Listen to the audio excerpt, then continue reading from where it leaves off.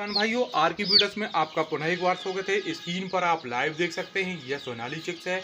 और सोनाली चिक्स के डे की बात करी जाए तो सोनाली चिक्स को आज 27वां दिन हो चुका है।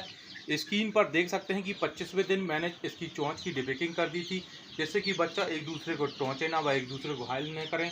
उसके बावजूद भी इसमें 26वें दिन मैंने देखा कि इसमें कैनोविजिलम नामक बीमारी का प्रकोप आ गया है। अगर देखा जाए तो कैनोविजिलम किसी प्रकार की बीमारी नहीं है, यह विभिन्न कारणों से होता है। यदि आप बच्चों को सीमित स्थान पर रखे हैं, पहले मैं इस स्क्रीन पर आप लाइव देख सकते हैं, पहले इस स्थान पर रखा था तो यह सीमित स्थान था, जिससे बच्चों में स्ट्रेस बन जाता है और वह एक दूसरे को टोंचने लगते हैं। या दूसरा प्रमुख इसका कारण है मौसम में बदलाव। यदि आपके इधर मौसम अधिक गर्म पड़ रहा है, गर्मियों में यह कैनोविजिलम नामक जो रोग है यह सर्वाधिक आता है, जिससे कि बच्चा एक दूसरे को टोंचता है, एक दूसरे को घायल कर देता है। और इनको जैसे ही एक बच्चे को यदि ये टोंचता है और उसमें लाल रंग यानी कि खून का रंग दिखाई दे देता है, तो सारे बच्चे उसके ऊपर टूट पड़ते हैं और उसको जब तक नहीं छोड़ते जब तक उसकी मृत्यु नहीं हो जाती है। इसका तीसरा प्रमुख कारण है, यदि आप बच्चे को कैल्शियम, मिनरल्स, विटामिन की पर्याप्त मात्रा नहीं मिल पा रही है, तो उस समय भी बच्चों में कैनोविजिलम नामक बीमारी का प्रकोप आ जाता है। यदि आप मार्केट का फीड नहीं खिला रहे हैं जिसमें कैल्शियम, मिनरल्स, विटामिन सी भरपूर मात्रा नहीं है, तो उसके कारण भी कैनोविजिलम नामक जो रोग है वह उत्पन्न हो जाता है और बच्चा एक दूसरे को टोंच मारता है। किस प्रकार से एक दूसरे को टोंच मारता है मैं ये लाइव दिखाऊंगा। स्क्रीन पर ये आप देख सकते हैं कि यह बच्चे को पीछे टोंच मारी है इन बच्चों ने और इसमें खून ब्लीडिंग आने लगी है।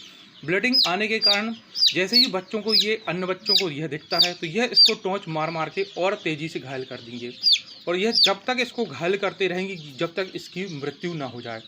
इस बीमारी से बचाव के लिए 25वें दिन मैंने इसकी चोंच की डिपिकिंग कर दी थी और 26वें दिन इसमें यह बीमारी आ गई थी। इस बीमारी के बचाव के लिए क्योंकि मैंने इसको फीड की मतलब जो पर्याप्त प्रोटीन वाला फीड है वह इसको नहीं दिया था, जिसके कारण कि यह इसमें बीमारी आई। इसके लिए मैंने इसको ऑस्टोवेट प्लस विमरॉल का डोज देना चालू कर दिया है 26वें दिन से, जिससे कि देखा जाए तो इस बीमारी में काफ़ी कमी आई है। बीमारी में कमी आने के कारण आज सिर्फ एक बच्चा घायल दिखा है, नहीं तो रोज़ दूसरे दिन देखा था मैंने कम से कम 3 से 4 बच्चे घायल देखे थे और एक बच्चे की इसके कारण मृत्यु भी हो चुकी है। लेकिन सिर्फ अगर ऑस्टोवेट और विमरॉल चलाने के कारण इसमें देखा जाए तो काफ़ी कमी आ गई है।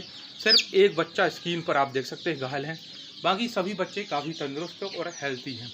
यदि आप मार्केट में अगर दवाई की दुकान जाए यदि तो हीमैक्स नामक एक क्रीम भी आती है, हीमैक्स नामक क्रीम भी लगा सकते हैं। इसके पीछे हीमैक्स क्रीम लगाने से यह रहता है उसकी स्मेल के कारण जो बच्चा इसके पीछे टोंच मारेगा तो उसको तो काफ़ी स्मेल रहती है, जिससे कि बच्चा उसको टोंच भी नहीं मारेगा। यदि कोई बच्चा इससे मतलब टोंच मार चुका है तो उसको आप यह दवाई भी लगा सकते हैं। अब बात करते हैं कैनोविजिलम के उत्पन्न होने के कारण। कैनोविजिलम को उत्पन्न होने के प्रमुख कारण रहता है कि आप जो बच्चों हैं उनको सीमित स्थान पर रखे हुए हैं, या ढिंकर या फीडर के बर्तन पर्याप्त मात्रा में नहीं लगाए हुए हैं, या फिर मौसम का बदलाव, मौसम गर्म हो रहा है, मौसम ठंडा हो रहा है, उसके कारण भी कैनोविजिलम नामक रोग उत्पन्न हो जाता है। यदि गर्मी के समय कैनोविजिलम अधिक होता है क्योंकि गर्मी के कारण बच्चों में स्ट्रेस अधिक हो जाता है, उस कारण भी बच्चे एक दूसरे को टोंच मारने लगते हैं। और मौसम के बदलाव के कारण भी यदि बच्चों में मौसम का बदलाव का असर पड़ता है तो उसके कारण भी बच्चे स्ट्रेस में आ जाते हैं, जिससे कि यह एक दूसरे को टोंच मारते हैं। तो जिस बच्चे को टोंच मारते हैं तो उसको आप देख सकते हैं कि लाल रंग का इनको ब्लीडिंग जैसे ही दिखाई देती है, तो फिर यह उसको इतना टोंच मारेंगी कि जब तक उसकी मृत्यु नहीं हो जाती जब तक इसमें टोंच मारते रहेंगे। तो आपसे मेरा निवेदन है कि जब भी आप बच्चे पालें तो फार्म में 2-3 बार विजिट करते रहें। अगर इस प्रकार की समस्या आती है तो जौन सा बच्चा घायल है उसको हीमैक्स क्रीम लगा दें और जो दाने का फीड में बदलाव कर दें, फीड मार्केट का फीड खिलाएं, इस प्रकार का फीड दें जिससे कि उसमें मिनरल्स, विटामिन, प्रोटीन भरपूर मात्रा में रहें, जिससे कि उसको कैल्शियम की पर्याप्त मात्रा मिल सके और यह एक दूसरे को टोंचे ना। अगर इसके बाद भी समस्या आती है तो इसमें ये स्क्रीन पर आप लाइव देख सकते हैं, ये ऑस्टोवेट है आधा लीटर का और इसमें 50 ml विमरॉल फार्म डाली हुई है।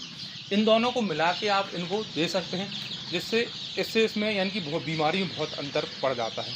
क्योंकि ज़्यादातर देखा गया है यह बीमारी प्रोटीन की कमी के कारण ही उत्पन्न होती है, जिससे कि बच्चों में अधिक एक दूसरे को टोंच मारने की क्षमता उत्पन्न हो जाती है।